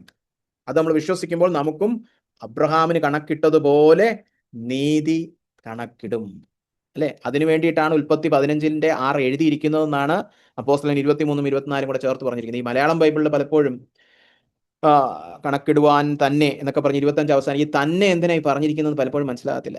പലപ്പോഴും ഒരു ആശയം പറഞ്ഞിട്ട് പിന്നെ അടുത്ത വാചകത്തിൽ കുറെ കാര്യം പറഞ്ഞിട്ട് തന്നെ എന്നങ്ങ് പറഞ്ഞങ്ങ് നിർത്തും. ഈ തന്നെ എന്ന് പറയുന്നത് മുമ്പേ പറഞ്ഞ ഏതോ ഒരു വാചകമായിട്ട് കണക്ട് ചെയ്ത് വായിക്കണം, അല്ലേ? അത് നമ്മെ വിചാരിച്ചും കൂടെ ആകുന്നു എന്ന് പറഞ്ഞിട്ട് പിന്നെ നീട്ടിപ്പിടിച്ച് എഴുതിയിരിക്കുക നമ്മുടെ കർത്താവായ യേശുവിൽ നമ്മൾ വിശ്വസിക്കുമെങ്കിൽ നമുക്കും കണക്കിടുവാനുള്ളതാകയാൽ തന്നെ. തന്നെ എന്ന് പറഞ്ഞിട്ട് ബാക്കി എന്ത് പറയണം? തന്നെ ഉൽപ്പത്തി 15:6 അങ്ങനെ എഴുതിയിരിക്കുന്നത്. അപ്പോഴേ അത് പൂർണ്ണ വാചകമാകത്തുള്ളൂ. മലയാളം ബൈബിൾ ഒരുപാട് ഈ വേദഭാഗത്തിൽ തന്നെ ഉണ്ട്, പല ഭാഗത്തും ഈ തന്നെ തന്നെ തന്നെ. അതുകൊണ്ട് തന്നെ വാക്യങ്ങൾ തമ്മിലുള്ള ഘടനയൊക്കെ മനസ്സിലാക്കി വചനം പഠിക്കാൻ ഇച്ചിരി ബുദ്ധിമുട്ടാണ്. സമകാലിക വിവർത്തനങ്ങൾ പോലും വായിക്കുന്നതാണ് അവിടെയൊക്കെ നല്ലത്. അപ്പോ നമ്മയും കൂടെ വിചാരിച്ചാകുന്നു 15:6 ഉൽപ്പത്തിയിൽ എഴുതി വെച്ചിരിക്കുന്നത് അബ്രഹാം നീതി വിശ്വാസത്താൽ പ്രാപിച്ചു എന്ന്. അപ്പോ നമ്മളും അനുകരിക്കണം അബ്രഹാമിനെ പോലെ, വാക്തത്വം വിശ്വസിച്ച് രക്ഷ പ്രാപിക്കണം. എന്താണ് വാക്തത്വം? നമ്മൾ വിശ്വസിക്കേണ്ട സുവിശേഷ വാക്തത്വം എന്താണ്? അതാണ് 24-ലും 25-ലും വ്യക്തമാക്കിയിരിക്കുന്നത്. മൊത്തം സുവിശേഷ സത്യം ഒന്ന് ഉപസംഹരിച്ച് പറഞ്ഞിരിക്കുകയാണ്. നമ്മുടെ അതിക്രമങ്ങൾ നിമിത്തം മരണത്തിനേൽപ്പിച്ചും നമ്മുടെ നീതീകരണത്തിനായി ഉയർപ്പിച്ചും ഇരിക്കുന്ന നമ്മുടെ കർത്താവായ യേശുവിനെ മരിച്ചവരിൽ നിന്ന് ഉയർപ്പിച്ചവനിൽ വിശ്വസിക്കുന്ന നമുക്കും നീതി ഇതുപോലെ കണക്കിടുവാനുള്ളതാകയാൽ തന്നെ ഉൽപ്പത്തിയിൽ ഇങ്ങനെ എഴുതിയിരിക്കുന്നത്. അതാണ് പൂർണ്ണ ചിന്ത. അപ്പൊ നമുക്കത് ഓരോന്നായിട്ട് ചിന്തിക്കാം. നമ്മുടെ അതിക്രമങ്ങൾ നിമിത്തം യേശുക്രിസ്തു മരണത്തിന് ഏൽപ്പിക്കപ്പെട്ടു. കഴിഞ്ഞ പ്രാവശ്യം ഞാൻ പറഞ്ഞായിരുന്നു ഈ രക്ഷയുടെ പൂർണ്ണ ചിത്രം. പാപക്ഷമയുമുണ്ട്, നീതീകരണവുമുണ്ട്. എങ്ങനെ പാപക്ഷമ കടന്നു വരുന്നേ? യേശുക്രിസ്തുവിന്റെ രക്തം നമ്മുടെ പ്രായശ്ചിത്തമായി മാറുന്നു. നമ്മൾ ചെയ്ത അതിക്രമങ്ങൾ, നമ്മൾ ചെയ്ത പാപങ്ങൾക്കുള്ള മറുവിലയായ ശിക്ഷാവിധിയായ ക്രൂശിലെ മരണം, ദൈവകോപത്തിന്റെ കീഴിലുള്ള ദണ്ഡനം യേശുക്രിസ്തു നമുക്ക് വേണ്ടി ഏറ്റെടുത്തു. അപ്പോ നമുക്ക് നമ്മുടെ അതിക്രമങ്ങളുടെ ശിക്ഷാവിധിയിൽ നിന്നുള്ള രക്ഷ ലഭിക്കുന്നു. നമ്മുടെ അതിക്രമങ്ങൾ കാരണമാണ് അവൻ മരണത്തിന് ഏൽപ്പിക്കപ്പെട്ടത്. രണ്ടാമത്, നമ്മുടെ നീതീകരണത്തിനായി അവനെ ഉയർപ്പിച്ചുമിരിക്കുന്നു. കർത്താവ് പൂർണ്ണമായിട്ടും ശിക്ഷാവിധിയെല്ലാം കൊടുത്തു തീർത്ത ശേഷം പിന്നെ നീതിമാനായ കർത്താവ് മരണത്തിന്റെ കീഴിൽ കിടക്കേണ്ട ആവശ്യമില്ല. അതുകൊണ്ട് തന്നെ ദൈവം അവനെ ഉയർപ്പിച്ചു. പക്ഷെ ദൈവം അവനെ നീതിമാനാണ്, ഇവൻ പാപിയല്ല, മരണത്തിന്റെ കീഴിൽ കിടക്കേണ്ട ആവശ്യമില്ല, ഇവൻ പരിശുദ്ധനാണ് എന്ന് തെളിയിക്കുവാൻ അവനെ ഉയർത്തെഴുന്നേൽപ്പിക്കുമ്പോൾ, യേശുക്രിസ്തു നീതിമാനാണെന്ന് പ്രസ്താവിക്കുമ്പോൾ, ആ പ്രസ്താവനയിൽ യേശുക്രിസ്തു വിശ്വസിക്കുന്ന സകലർക്കും നീതി പ്രസ്താവിച്ച് കിട്ടുന്നുണ്ട്, നീതി കണക്കിടപ്പെടുന്നുണ്ട്, അല്ലെ? അപ്പോൾ ക്രിസ്തുവിന്റെ അനുസരണത്തിൽ പ്രസാദിച്ച് അവനെ നീതിമാനായി പ്രസ്താവിച്ചുകൊണ്ട് അവനെ ഉയർപ്പിക്കുമ്പോൾ അവനിൽ വിശ്വസിക്കുന്ന നാമും നീതിമാന്മാരായി കണക്കിടുന്നു, അല്ലെ? യേശുക്രിസ്തു മൂന്നാം ദിവസം ഉയർത്തെഴുന്നേൽക്കുമ്പോൾ ദൈവം അതാ പറയുന്നത്, ഞാൻ ഇവന്റെ അനുസരണത്തിൽ പ്രസാദിച്ചിരിക്കുന്നു, ഇവൻ ശരിക്കും നീതിമാൻ തന്നെ, ഇവൻ മരണത്തിന്റെ കീഴിൽ കിടക്കേണ്ട ആവശ്യമില്ല. നമ്മൾ യേശുക്രിസ്തുവിൽ വിശ്വസിക്കുമ്പോൾ ആ നീതി, ആ ദൈവപ്രസാദമാണ് ദൈവം നമുക്ക് കടമായിട്ട്, ദാനമായിട്ട് നൽകും. നമ്മളെയും അതുപോലെ യേശുക്രിസ്തുവിനെ അംഗീകരിക്കുന്നത് പോലെ നമ്മളെ അംഗീകരിക്കുകയാണ്. നമ്മളിനി ശിക്ഷാവിധിയുടെ കീഴിലല്ല, നമ്മൾ യേശുക്രിസ്തുവിലൂടെ ദൈവത്തിന്റെ മക്കളായി അവന്റെ സ്നേഹത്തിനും അവന്റെ അനുഗ്രഹത്തിനും അവന്റെ അംഗീകാരത്തിനും എല്ലാം പാത്രമായിരിക്കും. നമ്മുടെ നീതീകരണത്തിനായി അവനെ ഉയർപ്പിച്ചുമിരിക്കുന്നു. ആ കർത്താവായ യേശുവിനെ ഉയർപ്പിച്ച ദൈവത്തിൽ നമ്മൾ വിശ്വസിക്കുമെങ്കിൽ അബ്രഹാമിന് വിശ്വാസത്താൽ ലഭിച്ചതുപോലെ നമുക്കും നീതീകരണം കണക്കിടും. അല്ലെ? അതാണ് ഉൽപ്പത്തി 15:6 വായിക്കുമ്പോൾ നമ്മൾ മനസ്സിലാക്കേണ്ടത്. അപ്പോസ്തലനായ പൗലോസ് നമുക്ക് പഠിപ്പിച്ചു തരാണ്. ഉൽപ്പത്തി 15:6 വായിച്ച് അബ്രഹാം ദൈവത്തിൽ വിശ്വസിച്ചു, അത് നീതിയായി കണക്കിട്ടു എന്ന് പറയുമ്പോൾ നമ്മൾ മനസ്സിലാക്കേണ്ടത് ഇത് നമ്മളെയും ബാധിക്കുന്ന സത്യമാണ്. അല്ലെ? നമ്മളും വാഗ്ദത്തത്തിൽ വിശ്വസിച്ച് രക്ഷ പ്രാപിക്കണം. എന്താ വിശ്വസിക്കേണ്ടത്? എൻ്റെ പാപക്ഷമയും നീതീകരണത്തിനും വേണ്ടി ഞാൻ യേശുക്രിസ്തുവിൽ മാത്രം വിശ്വസിക്കുന്നു. അങ്ങനെ വിശ്വസിക്കുന്ന സകലരും രക്ഷിക്കപ്പെടും. പാപക്ഷമയ്ക്കും നീതീകരണത്തിനും ഞാൻ വേറൊരു വഴിയും കാണുന്നില്ല. എൻ്റെ യേശുക്രിസ്തു, അവൻ്റെ ക്രൂശുമരണവും അവൻ്റെ പുനരുത്ഥാനവുമാണ് എനിക്ക് പാപക്ഷമയും നീതീകരണവും നൽകി എനിക്ക് പൂർണ്ണ രക്ഷ സമ്മാനിക്കുന്നത്. നിങ്ങൾ പൂർണ്ണ ഹൃദയത്തോടെ യേശുക്രിസ്തു എന്ന വ്യക്തിയിൽ വിശ്വസിക്കുമെങ്കിൽ നിങ്ങൾ രക്ഷ പ്രാപിക്കും. അതാണ് ഇന്നത്തെ നമ്മുടെ വേദഭാഗം. വളരെ വേഗത്തിൽ 3 ഉപദേശ സത്യങ്ങൾ ഞാൻ പറഞ്ഞുകൊള്ളട്ടെ. നമ്മളിവിടെ നേരത്തെ വായിച്ചായിരുന്നു 15-ാം വാക്യത്തിൽ, ന്യായപ്രമാണം കോപത്തിന് ഹേതുവാകുന്നു. ന്യായപ്രമാണം പ്രവർത്തിച്ച് നമ്മൾ സ്വമേധ കുറെ അനുസരണം കാഴ്ചവെച്ച് നമുക്ക് രക്ഷ ലഭിക്കുമെന്ന് ചിന്തിക്കുന്നവർ മനസ്സിലാക്കണം, ന്യായപ്രമാണം കൊണ്ട് എന്തേ ഉണ്ടാകുന്നുള്ളൂ? പാപലംഘനങ്ങളെ പുറത്തു വരുന്നുള്ളൂ. അല്ലാതെ ആരും പൂർണ്ണമായിട്ടൊന്നും അനുസരിച്ച് പരിപൂർണ്ണ നീതിയൊന്നും ഉളവാക്കാൻ പോകുന്നില്ല. നമ്മളെ കൊണ്ട് കഴിയില്ല. നമ്മൾ പാപത്തിന്റെ കീഴിലും പാപത്തിന്റെ അധീനതയുടെ കീഴിലുമൊക്കെയാണ്. അതുകൊണ്ട് പാപമേ നമ്മൾ പ്രവർത്തിച്ചു വെക്കത്തുള്ളൂ. അല്ലാതെ പ്രവൃത്തി കൊണ്ടൊരു നീതിയും നമുക്ക് നേടിയെടുക്കുവാൻ കഴിയുകയില്ല. അതുകൊണ്ട് ദൈവകോപത്തിന് ഹേതുവാക്കുന്ന ന്യായപ്രമാണത്താൽ ആർക്കും രക്ഷിക്കപ്പെടുവാൻ കഴിയുകയില്ല. പ്രവൃത്തിയാൽ ആർക്കും ഒരു നീതി സമ്പാദിക്കുവാൻ കഴിയുകയില്ല. അങ്ങനെ ശ്രമിക്കുന്നത് വൃഥാവാണ്. അത് നമ്മൾ വിട്ടുകളയണം. വിശ്വാസത്താൽ മാത്രമാണ് നീതീകരണം. രണ്ടാമതായിട്ട് നമ്മളിവിടെ കണ്ടു, അബ്രഹാമിന്റെ വിശ്വാസം വളരെ പ്രകീർത്തിക്കേണ്ട ഒരു വിശ്വാസമാണ്. മാതൃകാപരമായ വിശ്വാസമാണ്. പക്ഷെ അതിന്റെ എല്ലാം അടിസ്ഥാനമായിട്ട് ചൂണ്ടിക്കാണിക്കുന്നത് വാഗ്ദത്തം. ദൈവം ഒരു വാഗ്ദത്തം കൊടുത്തത് കൊണ്ടാണ് അബ്രഹാമിന് ഇത്ര വിശ്വാസം ഉണ്ടായത്. അല്ലെ? അപ്പോൾ വിശ്വാസത്തിന്റെ അടിസ്ഥാനം എപ്പോഴും ഒരു ദൈവീക വാഗ്ദത്തമായിരിക്കും. അതായത് ദൈവം തൻ്റെ വചനം നിറവേറ്റാൻ ശക്തനും ദൃഢനിശ്ചയമുള്ളവനുമാണെന്ന് പൂർണ്ണമായിട്ട് എണ്ണുക, അതിൽ ഉറച്ചിരിക്കുക. അതിൻ്റെ പേരാണ് വിശ്വാസം. ദൈവം തൻ്റെ വചനം നിവർത്തിപ്പാൻ ശക്തനും ദൃഢനിശ്ചയവുമുള്ളവനാണെന്ന് എണ്ണുന്നതാണ്, അല്ലെങ്കിൽ അതിൽ പൂർണ്ണമായിട്ട് ഉറച്ചിരിക്കുന്നതിനെയാണ് നമ്മൾ വിശ്വാസം എന്ന് വിളിക്കുന്നത്. അല്ലെ? അപ്പൊ ഇവിടെ എന്താണ് അതിന്റെ അടിസ്ഥാനം? ദൈവവചനം. ദൈവം വാഗ്ദത്തം ചെയ്തു. അല്ലാതെ എനിക്ക് തോന്നിയ കാര്യത്തിൽ ഞാൻ വെറുതെ അങ്ങ് ദിവാസ്വപ്നം കാണുകയല്ല. ഇന്ന് അങ്ങനത്തെ വിശ്വാസമുണ്ട്. എനിക്കങ്ങ് തോന്നുന്നതൊക്കെ ഞാൻ വിശ്വസിക്കാണ് ദൈവം എനിക്ക് ചെയ്തു തരുമെന്ന്. അതല്ല, തോന്നിവാസമല്ല വിശ്വാസത്തിന്റെ അടിസ്ഥാനം. എനിക്ക് എങ്ങനെ തോന്നുന്നു ദൈവം ചെയ്യുമെന്ന്? അങ്ങനെ തോന്നിയാൽ പോരാ. ദൈവത്തിന്റെ വചനത്തിൽ ദൈവം നമ്മളോട് പറയുന്ന വാഗ്ദത്തമേ നമുക്ക് വിശ്വാസത്തിന്റെ അടിസ്ഥാനമായിട്ട് പാകാൻ പറ്റത്തുള്ളൂ. അല്ല എനിക്ക് തോന്നുന്നു, എൻ്റെ ഇഷ്ടം ഇങ്ങനെയാണ്, എൻ്റെ ഹിതം നിവർത്തിച്ചു തരാൻ സ്വർഗത്തിൽ ഒരു കോമാളി ഇരിപ്പുണ്ടല്ലോ, അതല്ല ദൈവം. ഇന്ന് അങ്ങനത്തെ ഉടായിപ്പ് വിശ്വാസം ഒരുപാട് പേര് പഠിപ്പിക്കുന്നുണ്ട്. വിശ്വാസികൾ വീണും പോകുന്നുണ്ട്. നിങ്ങൾക്ക് മനസ്സിൽ തോന്നുന്നതൊക്കെ അങ്ങ് പറ, ദൈവം ചെയ്തു തരും. അല്ല, നമുക്ക് ശക്തമായ അബ്രാഹ്മിക വിശ്വാസം വേണമെങ്കിൽ അടിസ്ഥാനം ദൈവവചനമായിരിക്കണം, വാഗ്ദത്തമായിരിക്കണം. എന്നിട്ട് നമ്മൾ വിശ്വസിക്കേണ്ടത് ദൈവവചനമായതുകൊണ്ട്, എൻ്റെ തോന്നിവാസമായതുകൊണ്ടല്ല, ദൈവവചനമായതുകൊണ്ട് ദൈവം അത് നിവർത്തിപ്പാൻ ശക്തനാണ്. ദൈവം അത് നിവർത്തിച്ചിരിക്കുമെന്ന് എനിക്ക് കണ്ണും പൂട്ടി വിശ്വസിക്കാം. ദൈവവചനമല്ല, എനിക്ക് തോന്നിയതൊക്കെ ആണെങ്കിൽ അത് നിവർത്തിക്കുമെന്ന് നമുക്കൊരു ഉറപ്പുമില്ല. എൻ്റെ ദിവാസ്വപ്നമൊന്നും ദൈവവും നിവർത്തിച്ചു തരുമെന്ന് എനിക്കൊരു ഉറപ്പുമില്ല. അപ്പോൾ വിശ്വാസത്തിന്റെ അടിസ്ഥാനം എപ്പോഴും ദൈവിക വാഗ്ദത്തമാണ്. നമ്മൾ അത് ദൈവത്തിന്റെ വചനമായതുകൊണ്ട് തന്നെ ദൈവം അത് നിവർത്തിക്കുമെന്ന് പൂർണ്ണമായിട്ട് വിശ്വസിച്ചുറക്കണം. അതിൻ്റെ പേരാണ് ശരിയായ വിശ്വാസം. അങ്ങനെ വാഗ്ദത്തത്തിൽ നമ്മൾ വിശ്വസിക്കുമ്പോൾ ദൈവം പ്രവർത്തിക്കുമെന്ന് പറയുമ്പോൾ എടുത്തു പറയേണ്ട ഒരു വാഗ്ദത്ത വിഷയമാണ് സുവിശേഷം. സുവിശേഷവും ഒരു വാഗ്ദത്തമാണ്. അതാണ് നമ്മൾ മനസ്സിലാക്കേണ്ടത്. പ്രവൃത്തിയാൽ നേടിയെടുക്കുന്ന ഒരു കൂലിയാണെങ്കിൽ ആ വ്യവസ്ഥയിൽ പിന്നെ വിശ്വാസവും ഇല്ല, വാഗ്ദത്തവും ഇല്ല. പ്രവൃത്തിയുടെ കൂലി കൊടുക്കുന്നിടത്ത് പ്രവൃത്തിയേ ഉള്ളൂ. അല്ലാതെ വാഗ്ദത്തത്തിൽ ദൈവം ചെയ്തു തരുന്ന ഒരു കാര്യത്തിലല്ല നമ്മൾ വിശ്വസിക്കുന്നത്. നമ്മൾ ചെയ്യുന്ന കാര്യം കൊണ്ട് നമ്മൾ നേടുന്ന കാര്യമാണ്. അവിടെ പ്രവർത്തിക്കുന്നവൻ ഞാനാണ്. എന്നാൽ വാഗ്ദത്ത വിഷയത്തിൽ ദൈവമാണ് പ്രവർത്തിക്കുന്നവൻ, ഞാൻ അവനിൽ വിശ്വസിച്ചിരിക്കുന്നവനാണ്. അപ്പോൾ സുവിശേഷവും ഒരു വാഗ്ദത്ത വിഷയമാണ്. എന്താണ് നമ്മൾ വിശ്വസിക്കേണ്ടത്? യേശുക്രിസ്തുവിൽ ദൈവം നമുക്ക് പാപക്ഷമയും നീതീകരണവും സൗജന്യമായി, അതായത് പ്രവൃത്തി കൂടാതെ നൽകുന്നു എന്ന സുവിശേഷ വാഗ്ദത്തം വിശ്വസിക്കുന്നവർ രക്ഷിക്കപ്പെട്ടു. ദൈവം ഇങ്ങനെ തന്നെ പ്രവർത്തിക്കുമെന്ന് ഉറയ്ക്കുന്നവർ രക്ഷ പ്രാപിക്കുന്നു. അല്ലെ? യേശുക്രിസ്തുവിലൂടെ എനിക്ക് പാപക്ഷമയും നീതീകരണവും പ്രവൃത്തി കൂടാതെ സൗജന്യമായി ലഭിക്കുമെന്ന് ഈ വാഗ്ദത്തം വിശ്വസിക്കുന്നവർക്ക് അതിന് നിവൃത്തി കാണാൻ കഴിയും. അവർ രക്ഷിക്കപ്പെടുക തന്നെ ചെയ്യും. അപ്പോൾ വാഗ്ദത്ത വിഷയമാണ് സുവിശേഷം. അവസാനമായിട്ട് പ്രായോഗിക വിലയിരുത്തലിൽ നമ്മൾ ഇന്ന് കണ്ട ഏറ്റവും വലിയ കാതലായ വിഷയം, പ്രായോഗിക തലത്തിൽ നിന്ന് ചിന്തിക്കുമ്പോൾ അബ്രഹാമിന്റെ വിശ്വാസത്തിന്റെ ആ 5 തലങ്ങളാണ് അല്ലേ നമ്മൾ കണ്ടത്. ആ 5 ഗുണഗണങ്ങൾ. അത് തന്നെ നമുക്ക് ചിന്തിക്കാം. നമുക്ക് എല്ലാ വിഷയത്തിലും ചോദിക്കാം, അബ്രഹാമിന്റെ വിശ്വാസം പോലെ ഒരു വിശ്വാസം എനിക്ക് ദൈവത്തിൽ ഉണ്ടോ? ഒരു അടിയുറച്ച വിശ്വാസം എനിക്കുണ്ടോ? ഒന്ന് ചോദിച്ചേ. പ്രത്യേകിച്ച് നിങ്ങളുടെ രക്ഷയുമായി ബന്ധപ്പെടുത്തി. പ്രത്യേകിച്ച് ഈ വേദഭാഗമൊക്കെ പലരും എടുത്ത് വെറും ലൗകിക കാര്യങ്ങൾക്കും മറ്റ് വിഷയങ്ങൾക്കൊക്കെ എടുത്ത് പ്രസംഗിക്കാറുണ്ട്. നമ്മൾ ഈ റോമാലേഖനം പടിപടിയായി പഠിച്ചു വരുന്നത് കൊണ്ട് തന്നെ റോമാലേഖനത്തിന്റെ പ്രമേയമായ രക്ഷയുടെ പശ്ചാത്തലത്തിൽ നിന്നുകൊണ്ട് തന്നെ നമുക്ക് ചോദിക്കാം, എനിക്ക് അബ്രഹാമിനെ പോലൊരു വിശ്വാസം ദൈവത്തിലുണ്ടോ എന്ന്. നിങ്ങളുടെ രക്ഷയെ സംബന്ധിച്ച് ഒന്ന് ചോദിച്ചേ, ദൈവത്തിൽ മാത്രമാണോ നിങ്ങളുടെ വിശ്വാസം? അതോ ദൈവം പ്ലസ് എൻ്റെ സ്വയനീതി പ്ലസ് എൻ്റെ പ്രവൃത്തി പ്ലസ് കുറെ മതപരമായുള്ള ആചാരം, ഇങ്ങനെ പോകും പലരുടെയും ലിസ്റ്റ്? അതോ ദൈവത്തിൽ മാത്രം? അബ്രഹാം എന്താ ദൈവം പ്ലസ് ഡോക്ടർ പ്ലസ് അങ്ങനെയാണോ പോയേ? ഇടയ്ക്ക് വെച്ചൊന്ന് പോയി ദൈവം പ്ലസ് ഹാഗാർ പ്ലസ് എന്നൊക്കെ പറഞ്ഞു പോയി, അല്ലേ? അത് തെറ്റായിപ്പോയി. അങ്ങനത്തെ കുറുക്ക് വഴികളൊന്നും പോകാൻ പാടില്ല. ദൈവത്തിൽ മാത്രം ആശ്രയിച്ചാലേ ഇസഹാക്ക് ഉണ്ടാവത്തുള്ളൂ. അല്ലാതെ ദൈവം പിന്നെ അതിന്റെ കൂട്ടത്തിൽ ഞാൻ പിന്നെ എൻ്റെ പ്രവൃത്തി ഇല്ല. ദൈവത്തിൽ മാത്രം. നമ്മുടെ രക്ഷയുടെ കാര്യത്തിലും ഞാൻ ദൈവത്തിൽ മാത്രം ആശ്രയിക്കണമല്ല. ദൈവം പിന്നെ അതിന്റെ കൂട്ടത്തിൽ വേറെ പലരെ പിന്നെ ഞാന്, അങ്ങനല്ല. ദൈവത്തിൽ മാത്രം. ഒരു പ്രവൃത്തിക്കും അവിടെ സ്ഥാനമില്ല, അല്ലേ? രണ്ടാമതായിട്ടൊന്ന് ചോദിച്ചു കൊള്ളട്ടെ, സകല മാനുഷിക വാദങ്ങൾക്കും വിരോധമായി പ്രത്യാശയോടെ നിങ്ങൾ സുവിശേഷത്തിൽ വിശ്വസിക്കുന്നുണ്ടോ? എതിർ അഭിപ്രായങ്ങളൊക്കെ നിങ്ങൾ കേൾക്കാറുണ്ടോ? സുവിശേഷത്തിലൊന്നും അങ്ങനെ വിശ്വസിക്കേണ്ട. യേശു മാത്രമൊന്നും അല്ല.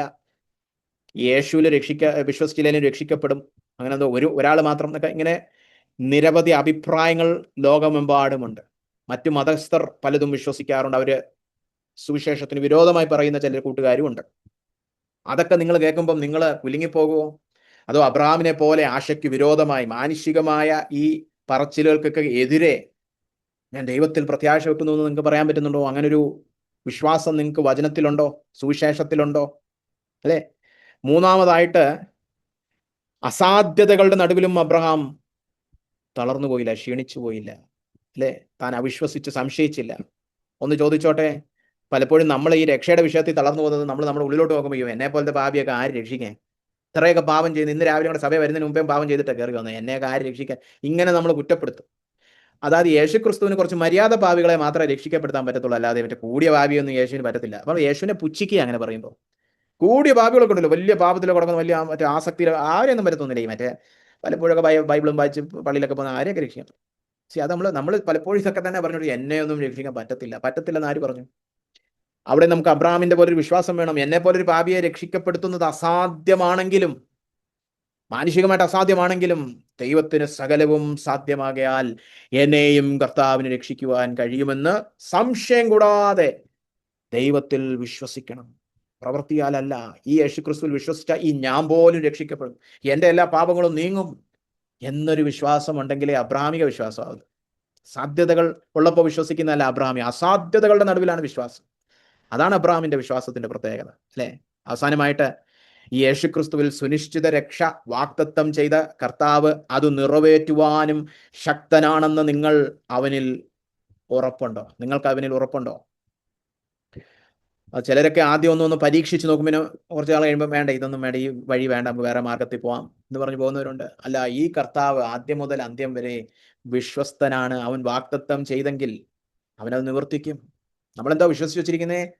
വരുവാനിരിക്കുന്ന ശിക്ഷാവിധിയിൽ നിന്ന് എന്നെ രക്ഷിച്ചിരിക്കുന്നു. വരുവാനിരിക്കുന്ന ശിക്ഷാവിധി ഇതുവരെ വന്നിട്ടില്ല, വരാൻ പോകുന്നതേ ഉള്ളൂ. അന്ന് രക്ഷിക്കപ്പെടുമെന്ന് ഇന്നേ വിശ്വസിച്ച് വെച്ചിരിക്കുക. അപ്പോൾ സംശയമുണ്ടോ, ഇനി അവസാനം എത്തുമ്പോൾ ഞാൻ ഈ ശിക്ഷാവിധി പോവോ?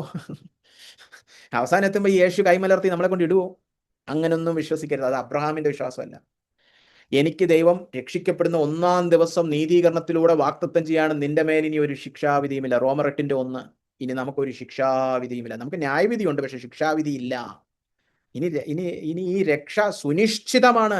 അതുകൊണ്ട് തന്നെ ഈ യേശുക്രിസ്തുവിൽ ഞാൻ ഉറച്ചിരിക്കും. വരുന്ന ശിക്ഷാവിധിയൊക്കെ ഇനി ഭാവിയിലാണ്, എന്നാലും ഞാൻ ഉറച്ചിരിക്കും. അന്ന് ഞാൻ അവിടെ എത്തുമ്പോൾ എൻ്റെ കർത്താവ് എന്നെ ശിക്ഷാവിധിയിൽ നിന്ന് രക്ഷിക്കും, ഞാൻ അതിൽ പോവുകയില്ല എന്നൊരു ഉറപ്പുണ്ടോ? അതാണ് അബ്രഹാം ചെയ്തത്. സന്തതിയൊന്നും വന്നില്ല, പക്ഷെ താൻ വിശ്വസിച്ചു അടുത്ത വർഷം മകനുണ്ടാവും, പുത്രനുണ്ടാവും. കണ്ടില്ല ഇതുവരെ, മുന്നമേ വിശ്വസിക്കുകയാണ്. അന്ന് ഞാൻ അവന്റെ വിശ്വസ്തത കാണും. അവൻ വാഗ്ദത്തം നൽകാൻ മാത്രമല്ല അത് നിറവേറ്റുവാനും ശക്തനാണ്. അല്ലെ? ഇനി രക്ഷയുടെ വിഷയം മാത്രമല്ല, ക്രിസ്തീയ ജീവിതത്തിന്റെ മൊത്തം വിഷയം നമുക്കെടുത്ത് ചിന്തിക്കാം. കാരണം ക്രിസ്തീയ ജീവിതം ഒന്നടങ്കം വിശ്വാസത്താലാണ്. വിശ്വാസത്തിലാണ് നമ്മൾ റോമർ 1 കണ്ടായിരുന്നു. അല്ലെ? വിശ്വാസത്തിൽ നിന്ന് വിശ്വാസത്തിലാണ് ക്രിസ്തീയ ജീവിതം നയിക്കുന്നത്. വിശ്വാസത്താലാണ് പൂർണ്ണമായിട്ടും. അപ്പോൾ ഏത് വാഗ്ദത്ത വിഷയവും എടുത്തും നിങ്ങൾക്ക് ഈ 4 ചോദ്യങ്ങൾ ചോദിക്കാം. നിങ്ങൾ ദൈവത്തിൽ മാത്രമാണോ വിശ്വസിക്കുന്നത്? പ്രതികൂല സാഹചര്യങ്ങളിലും നിങ്ങൾ പ്രത്യാശയോടെ നിൽക്കുന്നുണ്ടോ? അസാധ്യതകളുടെ നടുവിലും നിങ്ങൾ ദൈവത്തിൽ പൂർണ്ണമായിട്ട് ബലപ്പെടുന്നുണ്ടോ? അല്ലെ? ആ വാഗ്ദത്തം നിറവേറ്റുവാൻ ദൈവം ശക്തനാണെന്ന് ഉറച്ചിരിക്കുന്നുണ്ടോ? നിങ്ങൾക്ക് ചോദിക്കാവുന്നതേ ഉള്ളൂ. ഏത് വിഷയം വേണേ ആകട്ടെ, ഒരു കാര്യം ഓർക്കുക, തിരുവചനത്തിൽ പറഞ്ഞിരിക്കുന്ന കാര്യം, വിശ്വാസം കൂടാതെ ദൈവത്തെ പ്രസാദിപ്പാൻ കഴിയുന്നതല്ല. അപ്പോ അബ്രഹാമിന്റെ വിശ്വാസം പോലെ നിങ്ങൾക്കും ദൈവത്തിൽ അടിയുറച്ച വിശ്വാസമുണ്ടോ എന്ന് ശോധന ചെയ്യുക. അവസാനമായിട്ട് ഈ ആഴ്ചത്തെ മനപ്പാഠവാക്യം റോമർ 4ന്റെ 23ഉം 25ഉം പല വിവർത്തനങ്ങളെല്ലാം ചേർത്ത്, പിന്നെ എന്റെയും കൂടെ വിവർത്തനം എല്ലാം കൂടെ ചേർത്താണ് ഇവിടെ പറഞ്ഞിരിക്കുന്നത്. നിങ്ങൾക്ക് മനസ്സിലാകുവാൻ വേണ്ടിയിട്ട് റോമർ 4ന്റെ 23 മുതൽ 25. നീതിയായി അവനെ കണക്കിട്ടു എന്ന് എഴുതിയിരിക്കുന്നത് അബ്രഹാമിനെ വിചാരിച്ചു മാത്രമല്ല, നമ്മെ വിചാരിച്ചും കൂടെ ആകുന്നു. കാരണം നമ്മുടെ അതിക്രമങ്ങൾ നിമിത്തം മരണത്തിന് ഏൽപ്പിച്ചും നമ്മുടെ നീതീകരണത്തിനായി ഉയർപ്പിച്ചും ഇരിക്കുന്ന നമ്മുടെ കർത്താവായ യേശുവിനെ മരിച്ചവരിൽ നിന്ന് ഉയർപ്പിച്ചവനിൽ വിശ്വസിക്കുന്ന നമുക്കും നീതി കണക്കിടുവാനുള്ളതാകയാൽ തന്നെ അങ്ങനെ എഴുതിയിരിക്കുന്നു. നമുക്കൊരു നിമിഷം ഈ കേട്ട വചനത്തിന് മുൻപാകെ ദൈവസന്നിധിയിൽ പ്രാർത്ഥനയോടെ പ്രതികരിക്കാം.